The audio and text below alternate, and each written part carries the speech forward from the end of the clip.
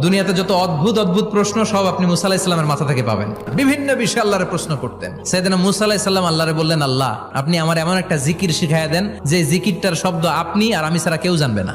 দিনে রাতে সব সময় এই জিকির আমি করব, আপনারে ডাকবো, কিন্তু শর্ত হলো এই জিকিরটা জানবে শুধু আপনি আর জানবো শুধু আমি। আল্লাহ বললেন, মুসা পড়ো লা ইলাহা ইল্লাল্লাহ।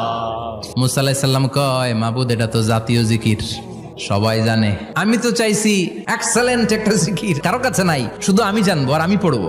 আল্লাহ বললেন, মুসা এই লা ইলাহাকে যদি এক পাল্লায় রেখে দাও, তাম বিশ্ব, সাত আকাশ, সাত জমিনটারে তুলে যদি তুমি আরেক পাল্লায় রেখে দাও, লা রাজাহাত কাফাতু লা ইলাহা ইল্লাল্লাহ, মুহূর্তের মধ্যে লা ইলাহার পাল্লা ভারী হয়ে যাবে।